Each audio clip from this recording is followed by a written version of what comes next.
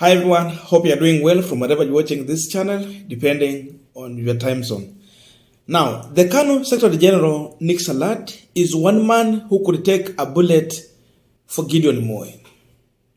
This is a man, when he gets to any place where people are discussing about coalition or anything, he would represent Gideon Moi. You could easily see the presence of Gideon Moi anywhere you see Nick Salat. He has been an authority in KANU party. And so you could not easily separate Nick Salat from Gideon Moi or KANU party. As simple as that.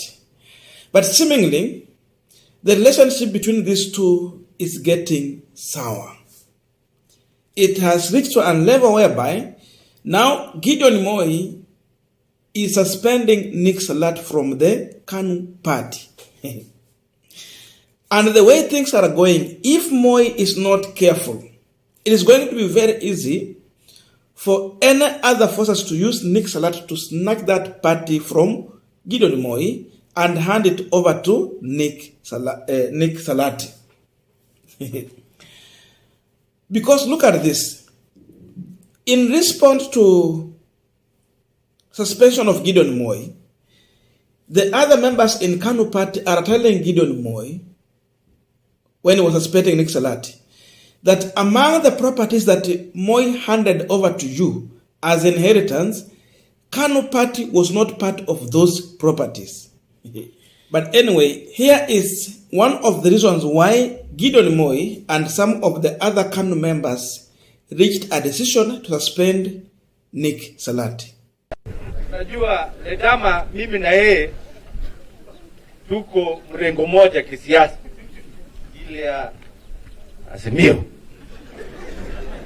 Juzi ama jana waliita mkutano, mimi sikukuona na mimi sikuenda.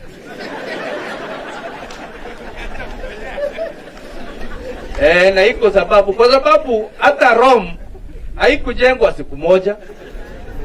Si ndio? Hata Mungu mwenyewe ambaye dunia ni yake alitumia siku ngapi? 7. Ama ngapi? 6, akapumzika ile ya.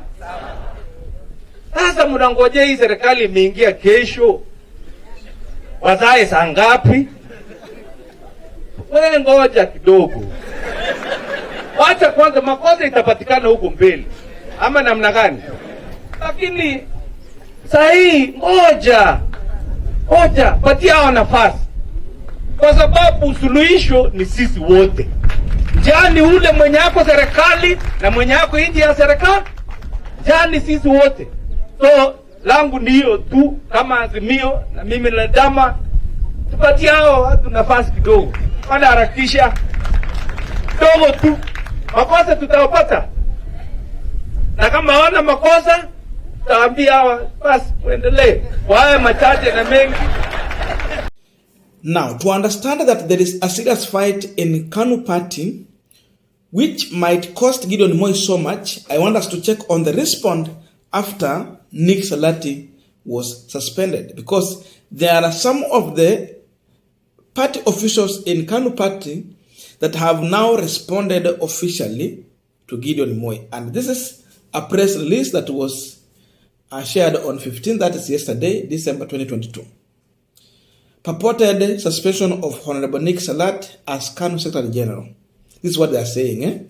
Today, from an hurried, convened, illegal National Executive Council meeting in an published location in Nakuru County, the Honorable Gideon Moi issued a letter citing Article 7(2)(a) of a fraudulent KANU constitution to announce suspension of Honorable Nick Salat as the Secretary General of the Kenya African National Union Party.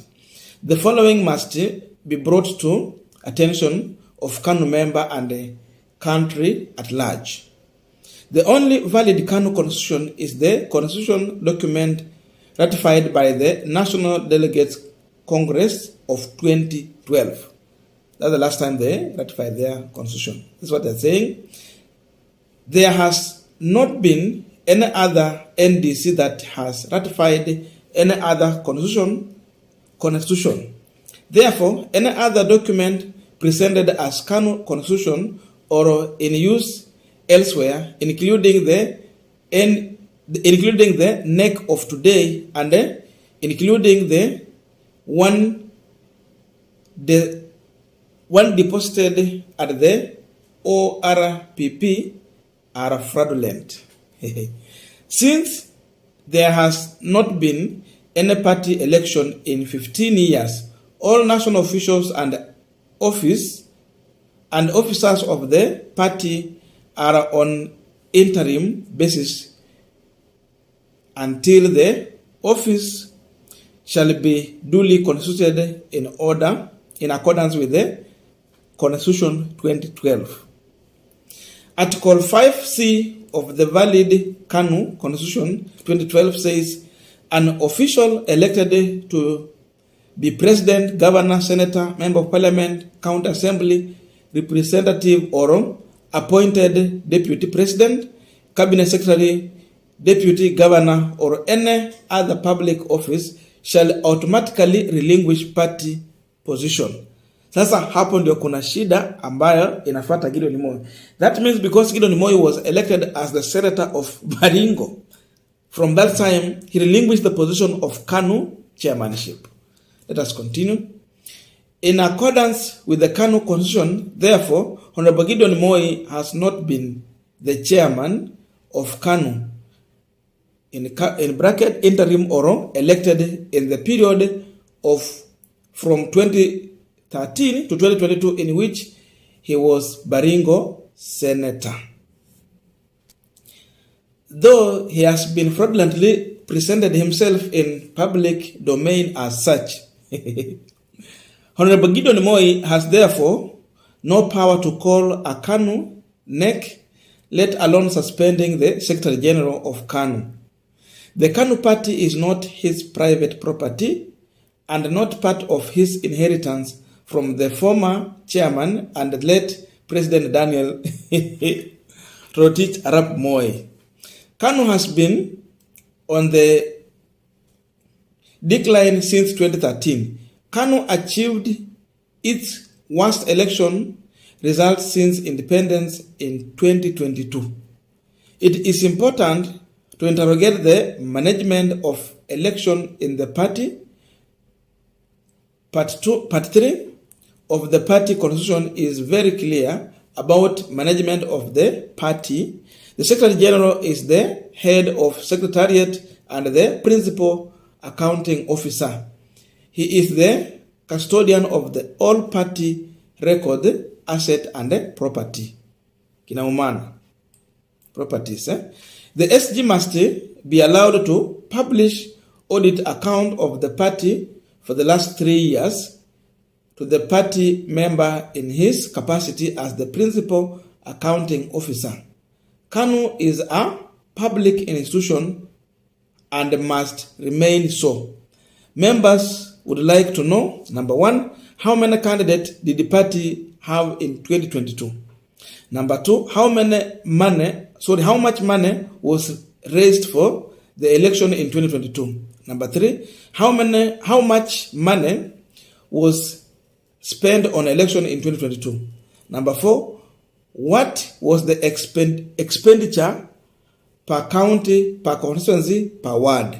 Number 5, which counties received what amount of support? Number 6, which candidate, county, constituency did not receive any funding and why? Signed, Honorable Thomas Ojanga, National First Vice Chair, KANU Party. That is the letter in a response to Gideon Moi's suspension of Nick Salat. Now, it is very simple and very clear that there is someone trying to fight Gideon Moi within Rift Valley. And your guess is as good as mine. It is no one else other than William Samoei Ruto the current president. I'm wondering why Ruto is fighting Gideon Moi as of late, when he already have achieved his main goal. You know, the highest you can go as a politician in Kenya is to become the president. So William Ruto has achieved that. So the question is, why fight Gideon Moi as of now to snatch KANU party from him, which is not that much popular, or a threat to William Ruto or the UDA party, or even Kenya Kwanza coalition? That's the question. And as we continue, please remember to subscribe if you're not yet subscribed, and then all our viewers, please give this video a thumbs up. Now, it is very simple. In as much William Ruto is the president, he's looking into the future of the family. He has been calling other people dynasty because they have once served in highest office in this country. So Ruto want to build a dynasty in his family, so that in case he will serve for 2 terms, then go home. Of course, the trend has been that we have a Kalenjin, then we have a Kikuyu. After Kikuyu, it comes a Kalenjin. After Kalenjin, it comes a Kikuyu. Sometimes Kikuyu 2 times, then a Kalenjin. That has been the trend. So the plan of William Samoei Ruto is that once he retire, then the power is going to shift to Mount Kenya. If they are going to stay in power for 10 years, so Ruto is seeing into the future after 10 years when he has exited power. That means 15 years from now. He needs to prepare another person from his own family to take over the mantle of Kalenjin leadership.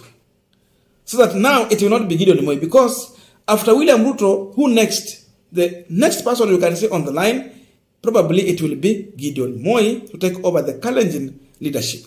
But Ruto want to wrestle that out from the hands of Gideon Moi and hand it over maybe to the son or daughter. So you fight Gideon Moi, fight Moi family to make sure that they have been oppressed to the ground until they have not any political future. You send them to the political oblivion and then bring in your family. So because of this, Ruto will use every means possible to engineer removal of Gideon Moi from the office. And you can see some of the articles that are trying to cite in this presser. It means even Gideon Moi is not safe if really this is the condition of the KANU party. He is not that much safe.